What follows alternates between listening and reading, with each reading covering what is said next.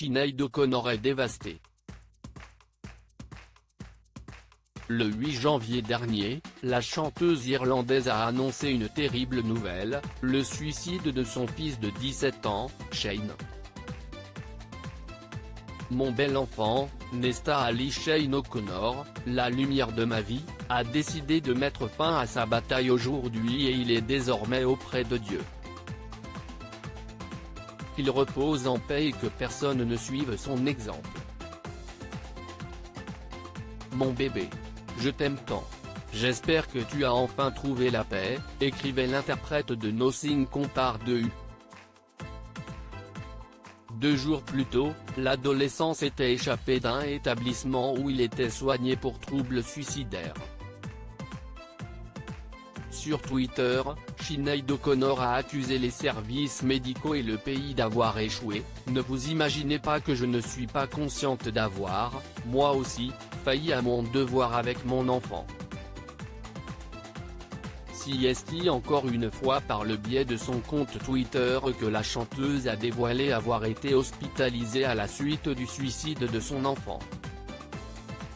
Je suis perdue sans mon enfant et je me déteste. L'hôpital va m'aider un moment. Mais je finirai par retrouver Shane. Ce n'est qu'une question de temps, a-t-elle publié.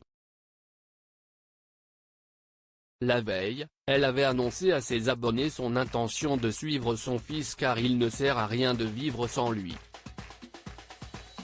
Tout ce que je touche, je le ruine. Je ne suis restée que pour lui. Et maintenant il est parti. J'ai détruit ma famille.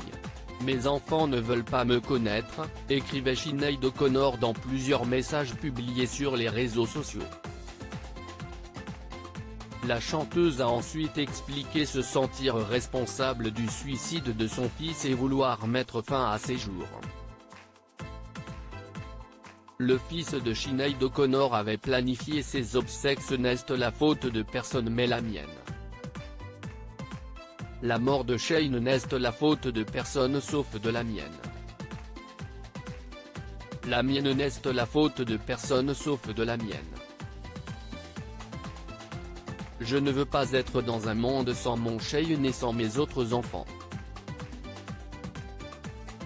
Je ne mérite pas de vivre. C'est de ma faute. Personne d'autre, écrivait Sinéad O'Connor.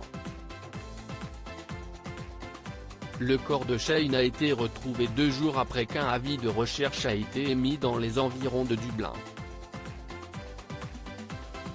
Depuis la mort de son fils, la chanteuse a partagé les détails des funérailles de l'adolescent, expliquant qu'elle suivrait ses demandes. Shane était hindou. Les funérailles seront célébrées uniquement en présence de sa mère et de son père, confiait-elle. C'était aussi le souhait exprimé par Shane dans ses notes de suicide. Loading widget.